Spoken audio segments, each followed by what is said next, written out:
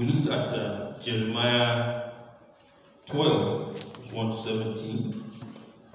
Topic: running with men as against running with horses. Okay? Now, this is the theme that I chose to look at from Jeremiah chapter 12. And of course, in that specific verse, where God Himself, which is verse 5, asked Jeremiah, if you cannot run with men, ordinary men, how can you run with horses? He was asking him. Now, when we look at the situation in Gaza, we will discover that these issues we can actually palpate. And in fact, Jeremiah was living in that area, is that not? In Israel at that time. And there was that conflict between Israel, not with the Philistines this time, but with who? Or with the Moabites, or with the Edomites, okay? But with the Babylonians. And we are still hearing of the killings that are going on in Gaza. For one reason, for those ancient reasons, okay? That land. The Israelites have been removed from their land for many times. And we see that in Jeremiah chapter 12. This was a prophecy of how they would be removed, okay? From their land. And they have always sought to come back because they believe that that is the land that God has given them. Of course, it is written here in the book of Jeremiah. And we wonder why these conflicts have refused to stop, okay? As an economist, as an educated person, whether it's an economist, a historian, okay, a politician, okay, you would know some of the background, the recent background to this thing, okay?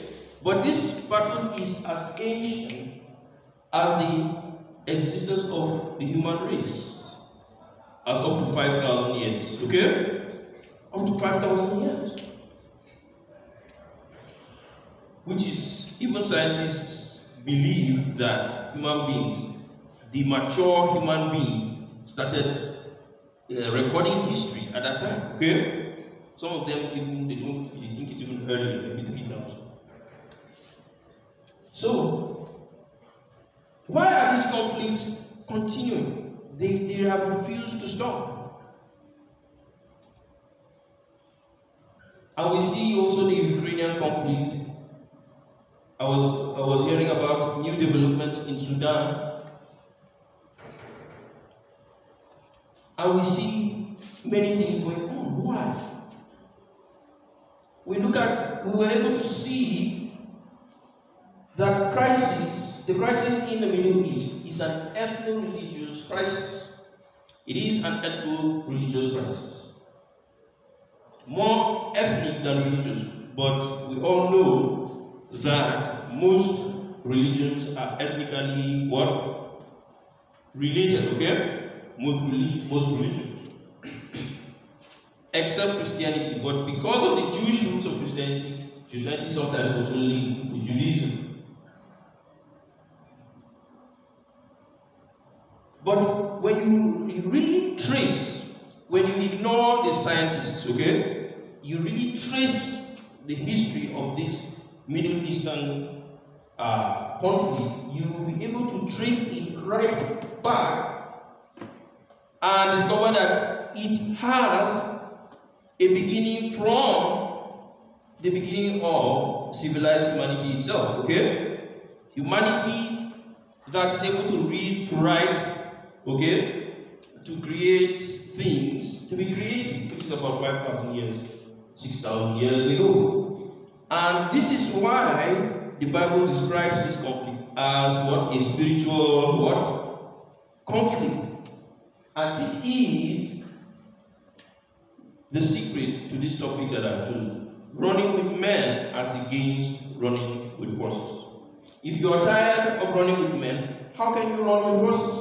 And this is just what we see in the situation in the world today.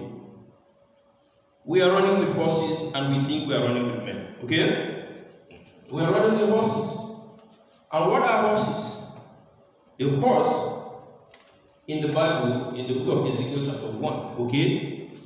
Animals as related to spirit beings, okay, are normally related to spirit beings in the scriptures.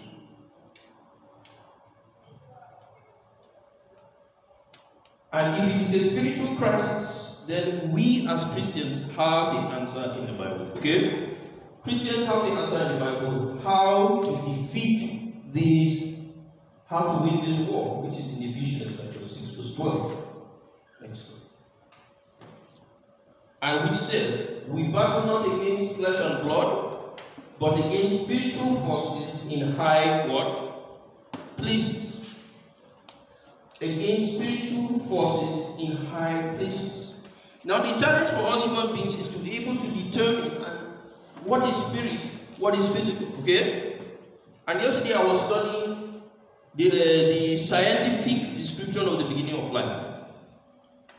And in the book, The Foundations of Conceptuality, some of the things I tried to touch, although I didn't go there because it's not a science book, okay? Science is different from philosophy, okay? Or theology. Okay, so in theology, we discuss it in different ways. We don't go into those scientific details because that is not our field, okay? We just mention it. So in spiritual things, the problem with spiritual things is that there is no way of verifying the truth or the authenticity or otherwise of the issues being debated. There is no way of, next slide, of verifying that. Now this is why it is wise to categorize even religious doctrines as either ethnic, political, or economic, because they most likely will be linked to those things, okay? So religion, when you talk about religion, when you talk about faith, the real way of understanding religion and faith is looking at these things. Okay? Politics, economics, ethnic, cultural differences. These are where these things really apply. Okay? And when we separate it, that is when it becomes so emotional, then people begin to fight and kill each other and we say, oh, this religion of a faith. But if we don't separate it, if we consistently allow religion to be analyzed side by side with these things, okay? Economics, politics, and ethnicity, we will probably get a solution to the problem. Okay? Quicker. And this is the problem that we've been seeing. People want to say, okay, throw away religion and introduce business because religion is the problem. No. You will discover that it's actually business that is the problem. Okay?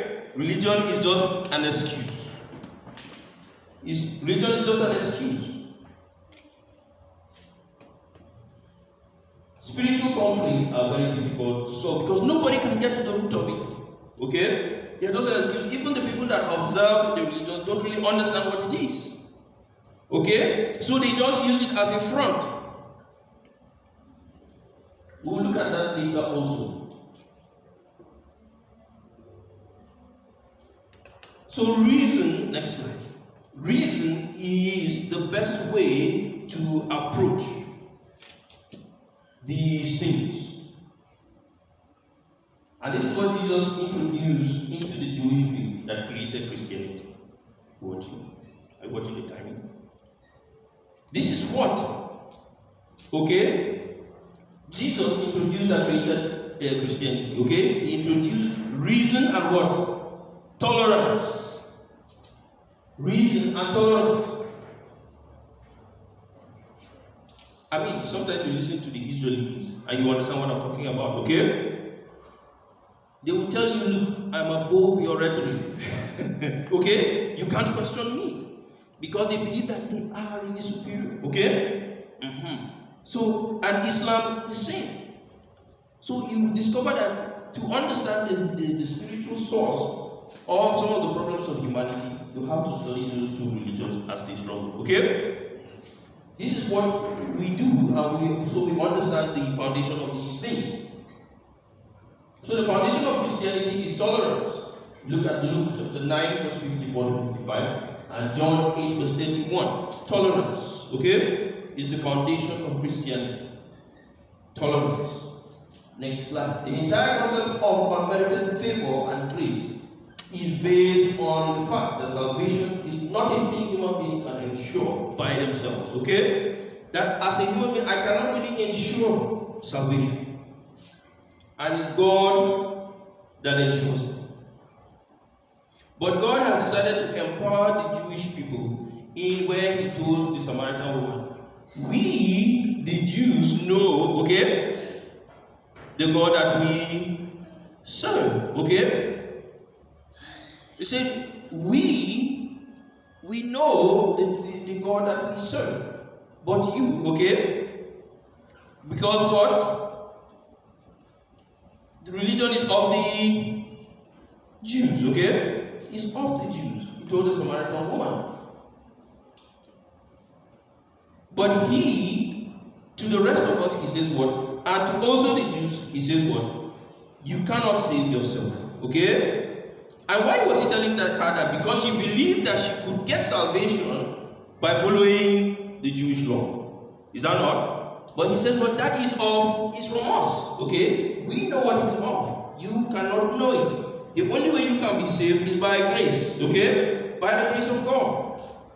By unmerited favor. Something you did not deserve. Next.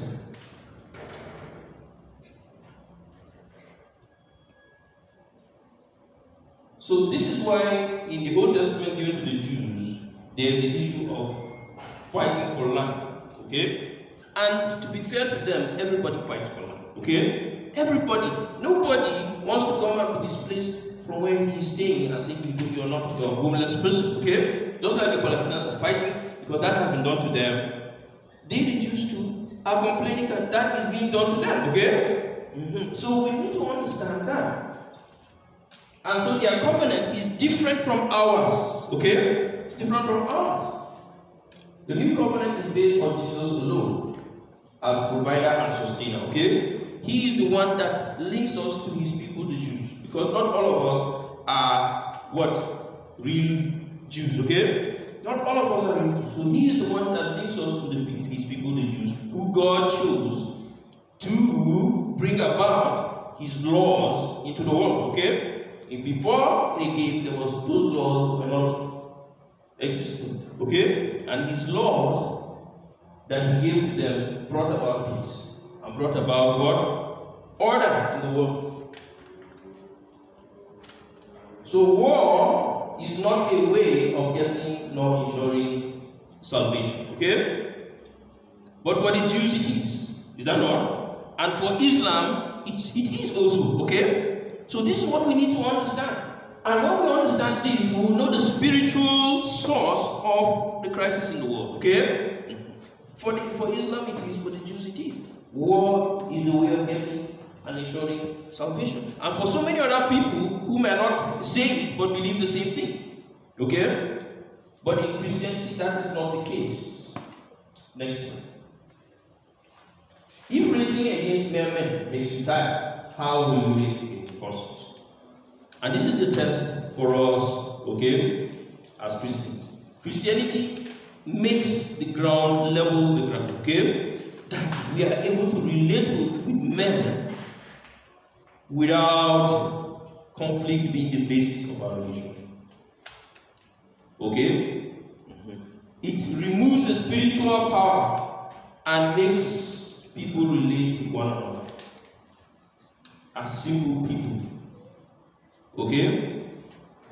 But it helps us also to understand that the battle that we fight is not a physical battle. It is a spiritual battle. Next slide. So the old covenant was not meant to last at all. God's main aim was to create the nation of Israel based on stable societal values. Then he would quickly move towards giving them the full value of what His mission to humanity is. The message was available to Moses, to David, and to